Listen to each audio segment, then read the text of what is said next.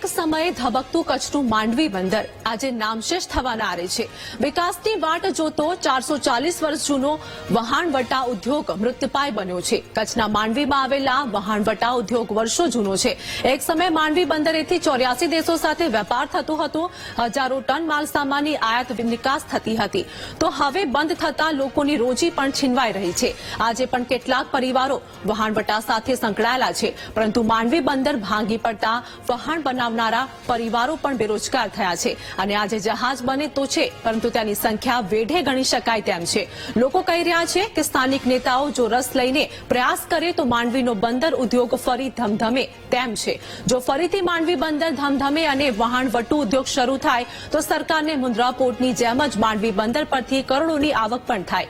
માંડવી ઓખા વચ્ચે ફરી શરૂ થાય તો પ્રવાસીઓને પણ બહોળો લાભ થાય અને અહીં પ્રવાસન ક્ષેત્રે પણ વિકાસ થાય। ત્યારે જોવું હવે એ રહ્યું કે સ્થાનિક આગેવાન માંડવીવાસીઓની લાગણીને સમજે છે કે નહીં।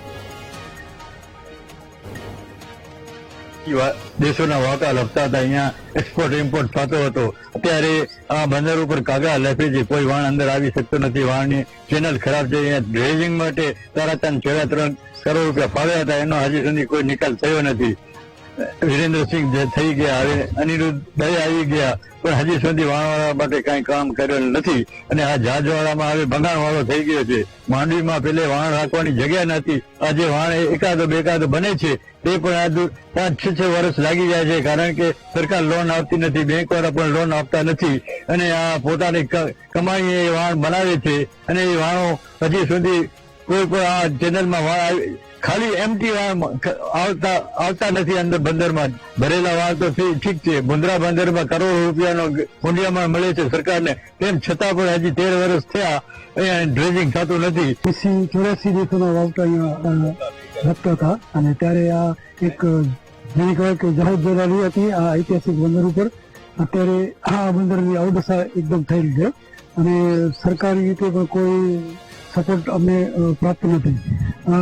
આમાં છેલ્લે પણ માત્ર રકમ ધારાસભ્ય દ્વારા ફાળવવામાં આવેલ હતી, પણ એનો પણ કોઈ જાતનો ઉપયોગ થયેલ નથી। અને કોઈ પણ રાજકીય અગ્રણી એ અમારે આ વ્યવસાયને કોઈ સપોર્ટ કરવા કે એને એની બા પકડવા કંટાળે કોઈ આવતું નથી આગળ। આ 95 વર્ષની જિંદગીની અંદર માંડવીની અંદર જ મેં વધારે પૂરતું કામ કીધું છે। તો માંડવીથી અહીંયાથી દ્વારકા બેટ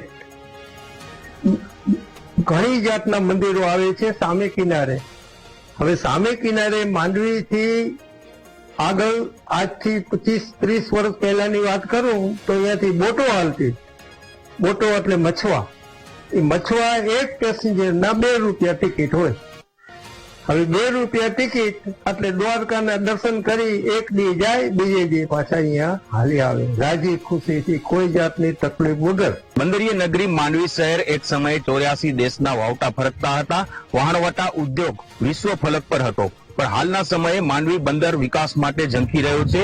હાલના ધારાસભ્ય અનિરુદ્ધ દવેએ પણ સરકાર સમક્ષ વિધાનસભામાં પરિવહન વિશે પૂછેલા પ્રશ્નમાં પણ સરકાર દ્વારા માંડવીની સામુદ્રિક અને ભૌગોલિક સ્થિતિને જોતા અહીં ડ્રેજિંગ કરવું તે શક્ય નથી તેવો જવાબ આપ્યો હતો।